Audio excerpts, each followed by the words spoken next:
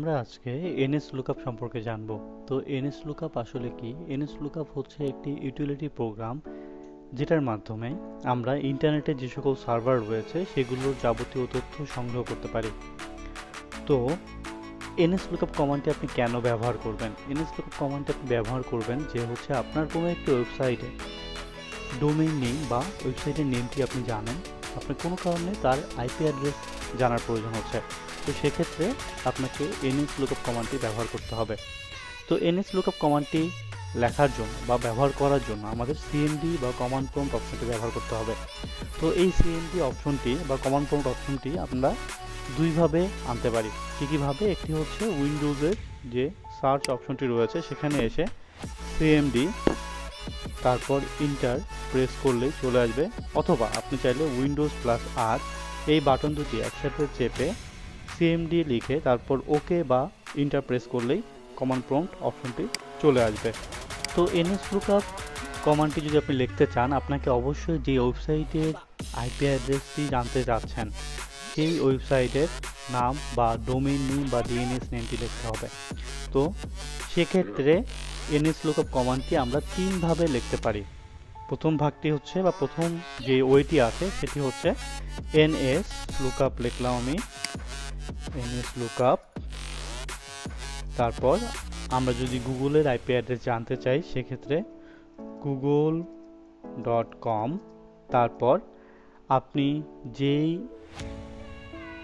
IP provider যারা রয়েছে বা আইএসপি প্রোভাইডার যারা রয়েছে তাদের থেকে যে কানেকশনটি নিয়েছেন সেটি নেওয়ার পর তারা আপনাকে যে ডিএনএসটি দিবে সেই ডিএনএসটি দিবেন। যেমন আমাকে আমাদের আইপি প্রোভাইডার বা আইএসপি প্রোভাইডার এই ডিএনএসটি দিয়েছে, তারপর ইন্টার প্রেস করলাম, তাহলে আমরা কিন্তু দেখতে পাচ্ছি গুগলের আইপি অ্যাড্রেস এবং এটি হচ্ছে গুগলের ডিএনএস সার্ভার। আপনি চাইলে এই যে ডিএনএসটি রয়েছে সেই ডিএনএসটি ছাড়াও আপনি যদি ইন্টার প্রেস করেন তাও কিন্তু আপনি গুগলের আইপি অ্যাড্রেস দেখতে পাবেন। এখানে যে সার্ভারটি দেখাচ্ছে সেটি হচ্ছে, আমি যেহেতু একটি শাওমি রাউটারের সাথে কানেক্টেড তো সেটির নাম দেখাচ্ছে এবং তার ডিএনএস হচ্ছে এটি। এছাড়াও আমরা কিন্তু আরও একভাবে এই গুগলের আইপি অ্যাড্রেস জানতে পারি বা NS Lookup কমান্ডটি ইউজ করে অন্য কোনো ওয়েবসাইটেরও আইপি অ্যাড্রেস জানতে পারি। সেক্ষেত্রে NS Lookup লিখব, তারপর যেহেতু গুগলের আইপি অ্যাড্রেস জানতে যাচ্ছি তো google.com লিখব। তারপর আমরা দেখতে পাচ্ছি যে হচ্ছে এই যে গুগলের আইপি অ্যাড্রেস, এখানে দেখতে পাচ্ছেন একই আইপি অ্যাড্রেস শো করছে। তো আমরা চাইলে শুধুমাত্র গুগল নয়, কিন্তু আমরা কিন্তু ইউটিউবেরও আইপি অ্যাড্রেস জানতে পারি। তো youtube.com লিখলাম, তারপর দেখতে পাচ্ছেন যে ইউটিউবের আইপি অ্যাড্রেস শো করছে। আমরা তেমনি ফেসবুকের যদি আইপি অ্যাড্রেস জানতে চাই তো ফেসবুকের আইপি অ্যাড্রেস আমরা পেয়ে গেলাম। এভাবে কিন্তু আমরা যাবতীয় যে সকল ওয়েবসাইট রয়েছে সেগুলোর আইপি অ্যাড্রেস আমরা জানতে পারি। তো NS Lookup দিয়ে আপনি কিন্তু শুধুমাত্র যে আইপি অ্যাড্রেস জানতে পারবেন এমন না, NS Lookup দিয়ে আপনি চাইলে এই যে ওয়েবসাইট আছে সেই ওয়েবসাইটের আপনি নেম সার্ভার সম্পর্কেও আইডিয়া নিতে পারেন। তো সেক্ষেত্রে কিভাবে আপনি এটি করবেন?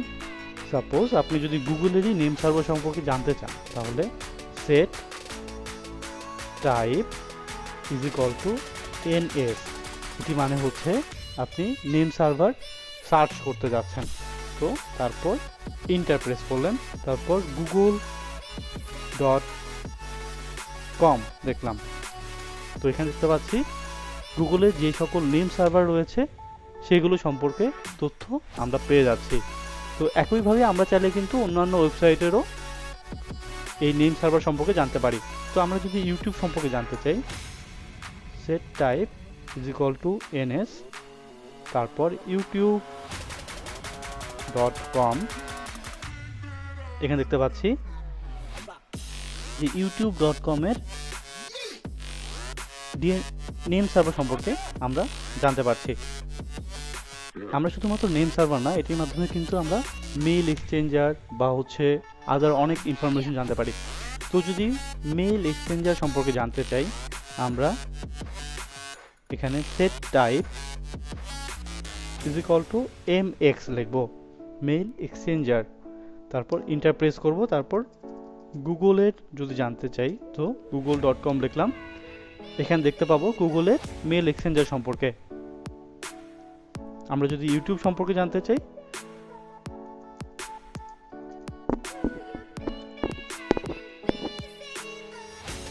এখানে আমরা youtube.com লিখব। তো এখানে আমরা youtube.com এর মেল এক্সচেঞ্জার সম্পর্কে কিন্তু জানতে পারছি। তো আমরা চাইলে কিন্তু শুধুমাত্র এরকম স্পেসিফিক কোনো কিছু জানা ছাড়াও পুরো ইনফরমেশনটি জানতে পারি। সেটা কিভাবে? সেটি হচ্ছে set type is equal to all, তারপর আমরা google.com দিলাম। এতে দ্বারা আমরা গুগলের যাবতীয় যে সকল ইনফরমেশন রয়েছে সেগুলো কিন্তু জানতে পারবো।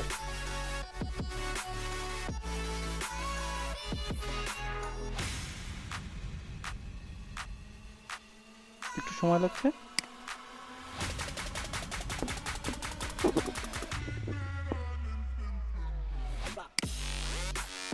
তো আমরা কিন্তু এখানে গুগলের যাবতীয় যে সকল ইনফরমেশন রয়েছে সেগুলো সম্পর্কে জানতে পারছি।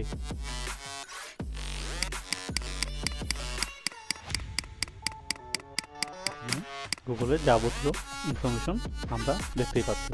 তো আজকের মতো এ পর্যন্তই।